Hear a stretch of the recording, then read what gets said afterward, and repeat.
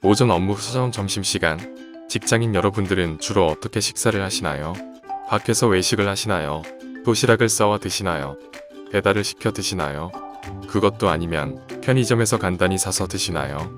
식사를 마치고 잠시 쉬다 다시 업무를 보실 때면 속이 더부룩한 기분에 오후 내내 불편하진 않으신가요? 이러한 소화불량을 평소 자주 느끼시는 분들은 위험에 걸릴 가능성이 크다는 사실 알고 계셨나요?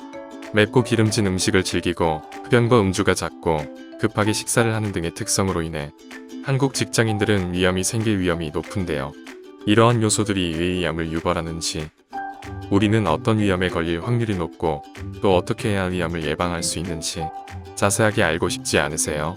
오늘의 메디컬 위험 편, 지금부터 시작합니다. 위염은 위 점막에 염증이 생기는 병인데요.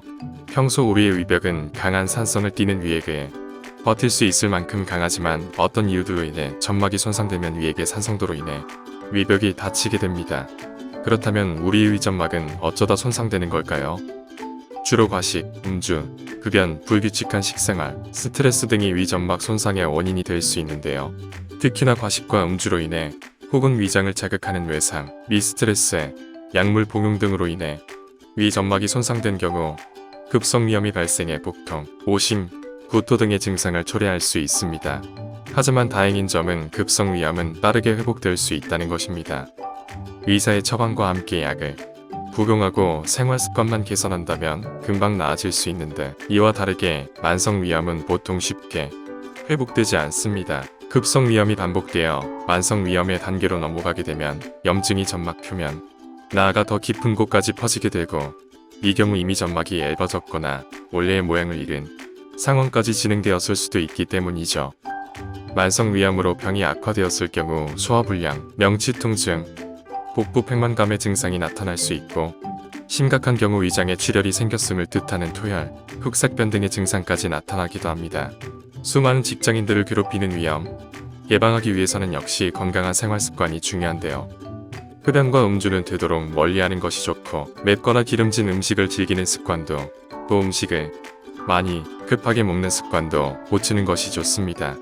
모두 위장을 자극하기 쉬운 습관이기 때문이죠. 또한 위는 자율신경의 지배를 받는 특성으로 인해 감정에 많은 영향을 받는데, 부정적인 감정이나 스트레스가 커질 시 위장 장애가 생겨날 수도 있으므로 업무 등으로 인한 스트레스는 적절한 취미활동을 통해 꼭 해소할 수 있도록 해야 합니다. 모르는 것은 아니지만 습관을 개선하는 게 쉽지 않다고요. 그렇습니다. 건강한 생활을 유지하는 것은 우리 모두의 과제이죠.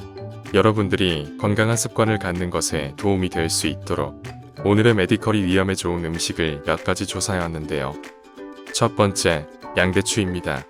위에 좋은 음식으로 이미 너무도 잘 알려진 야채이죠. 양배추에 들어있는 비타민 U가 위 점막을 보호하고 강화하는 효과가 있다고 하는데요. 스탠포드 의과대학에서 있었던 실험에 따르면 의구양 환자 65명에게 3주간 양배추를 섭취하게 하자 62명의 증상이 완치되었다고 하네요. 하지만 양배추는 높은 열을 받으면 비타민 U와 같은 영양 성분이 되려 파괴되기 때문에 이에 유의하며 조리하고 섭취할 수 있도록 해야 하겠습니다. 두 번째, 연근입니다. 연근을 반으로 잘라본 적이 있으신가요? 잘린 연근 단면으로 끈적끈적한 액체가 흘러나오는 것을 발견할 수 있으셨을 텐데요.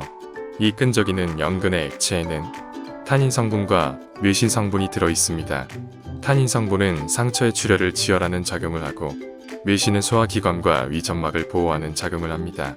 위염을 치료하기에 일석이조의 식품이죠. 이렇게 위염의 원인, 증상과 예방법, 위염에 좋은 음식까지 알아보았는데요.